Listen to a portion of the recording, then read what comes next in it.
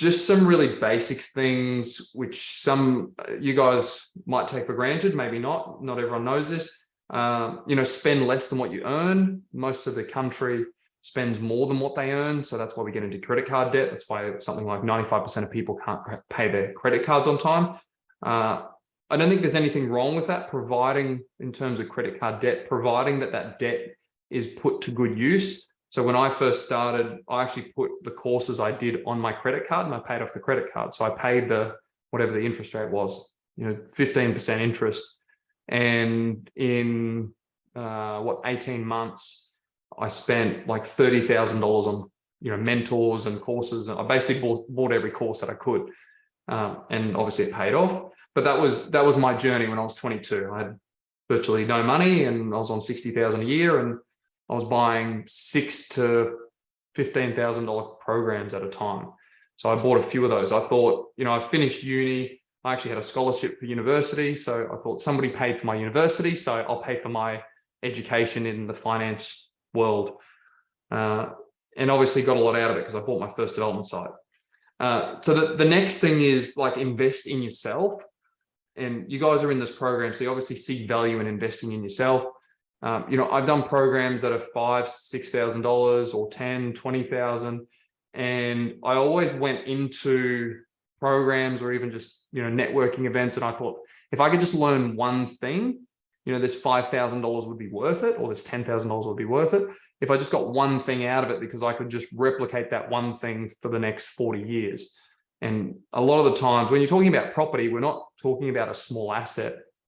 Like you make one mistake, it can be $5,000.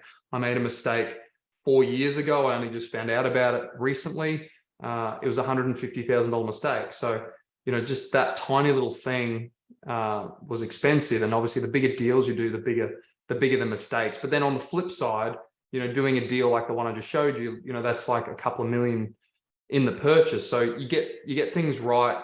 You are going to make the mistakes. We're all human. So as long as the mistakes are small, but I think invest in yourself, because it's so insignificant in the grand scheme of things. So, we're talking about, becoming multimillionaires ultimately. It's not going to happen overnight. But if you do want to get there, I think the only way to get there really, in my experience, has been to reinvest in myself or have mentors that can guide you. Even if you get one thing from you, that one thing could be worth 50 grand to you. And even now, like the advice that I seek from professionals or from other mentors, that advice can be, worth millions of dollars to me, really. And there was actually one point where I paid one of my mentors. He basically was almost full-time. I was paying him $300,000 a year, basically a full-time wage. He was doing other stuff on the side I didn't get him, all day, every day, but I was paying him $300,000 a year. And it was actually him that took me from doing small developments up to doing big developments. And I spent a few years, at paying him 300 grand a year plus. So, it's all relative. The bigger you get, the more you're going to expect to pay on people like that.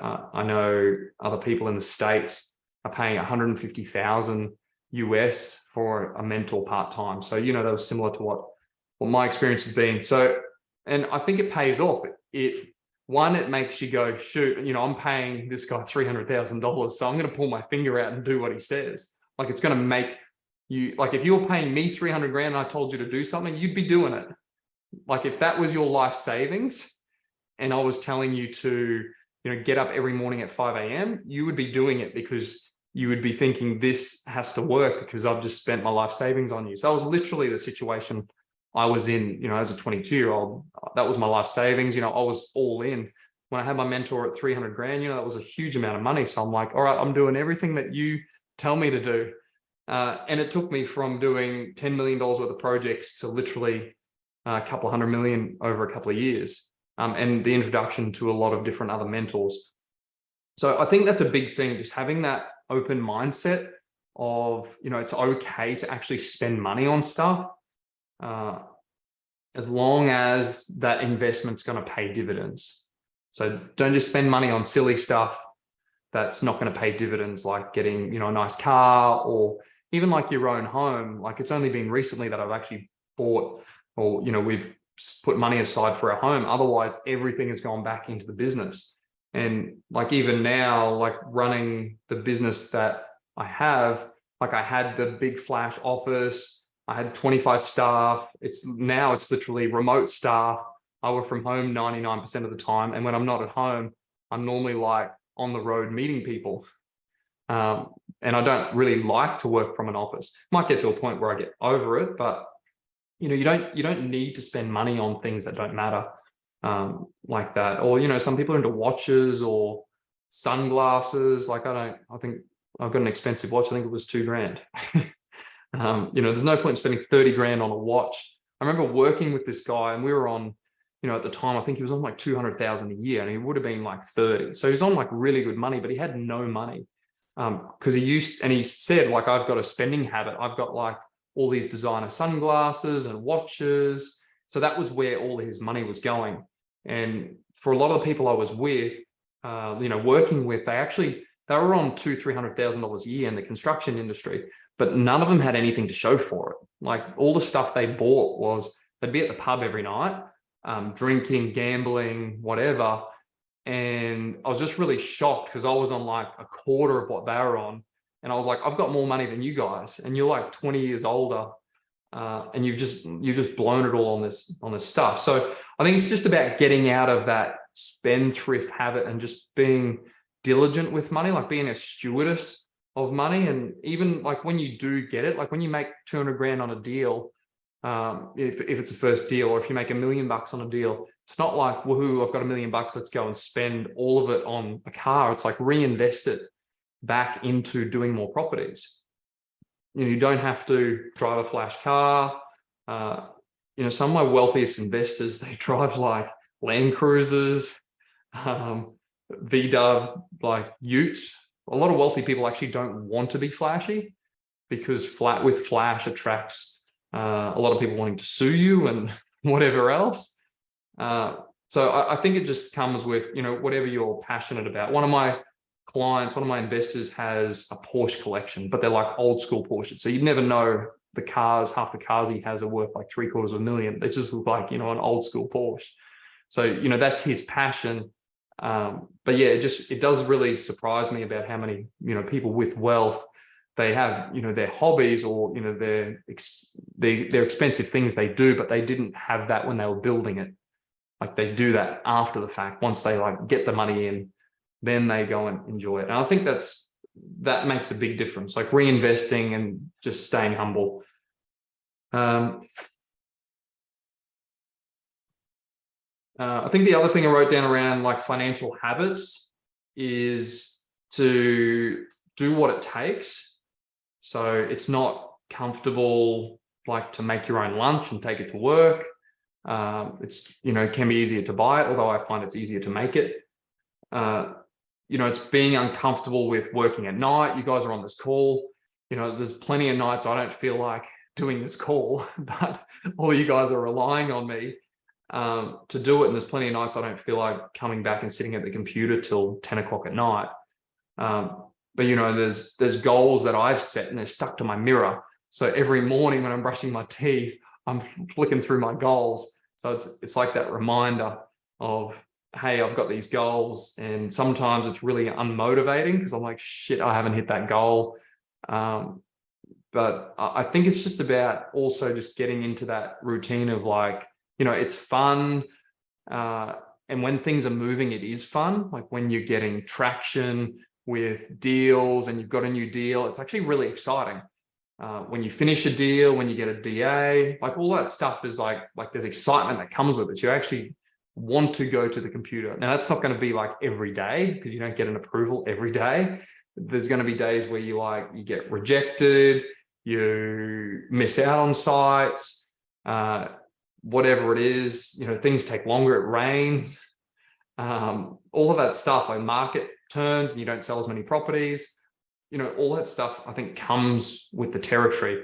As long as you get those wins and it just keeps you on that right path. The other one, which I know a lot of people talk about, is top 3 investments. So I talked about like invest in yourself. I think after that is health, because and I think health is probably the number one, because without health, we only have this one body forever, or the time we're on planet Earth. So if you mistreat your body, you can't actually do the things that you set out to do. So if you're drinking, staying up late, doing drugs, whatever, smoking, it's going to take a toll on your body and also on the focus and the vision that you've got. And I've met plenty of successful people that do all those things, and I wonder how much more successful they'd be if they were disciplined in that health arena. So I think health is a big thing, because without your health, you actually can't do anything. I think I realized that pretty early on when I got injured for sport, and I was up in a bed, and I realized that my bones, my body was actually quite important to me, even just turning up to work, like just being able to just walk around. So I think that's a big one. Like, I take a focus on health. You don't want work to jeopardize you not, say, exercising or eating healthy. And for the better part, people can exercise, every day. But if you're doing exercise every day for an hour, that's 7 hours a week. There's 168 hours in a week. Food actually makes up a bigger portion of that. So I see people at the gym that are there all the time, but they don't look, like they go to the gym, because I don't know what their habits are afterwards. Like, are they drinking? Are they eating rubbish food? All that plays a toll. And I've done all of that, eaten rubbish food, went out partying when I was younger. I couldn't do it very often because I used to get really quite sick and quite unwell. But having been and done that, and then on the flip side, not doing that, like not waking up hungover and being able to focus and work, it makes a really big difference. I actually had a business partner who was a really intelligent guy, but he liked strippers, gambling, and drinking. And it didn't work. Once I realized that he liked all of those things, I sacked him as a business partner. And that was pretty early on in the piece. So I just saw, he was going into self-destruction. And it was mainly because he got to a point where he was used to making $300,000 a year. And this guy was in his mid 40s. So he was on like 300 grand a year as basically a project manager, development manager. And then he all of a sudden started making 600 or 700,000 a year. So he thought, he'd won the lotto. So he would literally go out and spend money on all of those things I just said. And like in one night, I went out with him. He spent like 25,000 in one night. Like, it's just like ludicrous to spend that sort of money. And he was only like 600,000 or 700,000 a year. Like, that's not that much money in the grand scheme of things. Like, I know guys that are worth a lot more than that. They don't go out and spend 25,000 in one night. Like, so I think it's just being a stewardess of that, being a stewardess of your money. Because if you don't look after it, it's not going to look after you. It's not going to stay around. And I think people, especially a lot of poor people, talk about like, money doesn't grow on trees. My parents said it to me, or money's dirty, or, people with money are evil, or they do, the wrong things. And, some of that might be true. People with money might do the wrong things with it. But I think it comes with a level of responsibility that, you don't spend it on silly stuff, that you can put it to good use. It can either do, good or bad. And I think just having, whatever that drive is, because it's not about the money, it's actually what the money does for you. So whether it's lifestyle, for most people, I'd say 99% of people, it's family. That was one of my big drivers. There's a lot of, I had a hard time at work when I was working in a corporate career. So a lot of my drive to get out of work, and I'll roll this into how to get out of work, how to get out of your PAYG. I had a hard time. So a lot of my drive, or, a portion of my drive was actually, to get out of work, so I didn't have to put up with the crap that I was putting up with at in my corporate job. And if any of you guys have worked in a corporate job, there are a lot of politics. There's different personalities. If you don't get on with somebody and they happen to be your boss, that doesn't normally work out very well for you. So, I was in that situation, got fired a couple of times. I had multiple managers try and fire me. So it was an interesting work career that I had. So if you suck at your job, or you you're no good at it, whatever, don't worry. It's probably just a function of you not wanting to be there.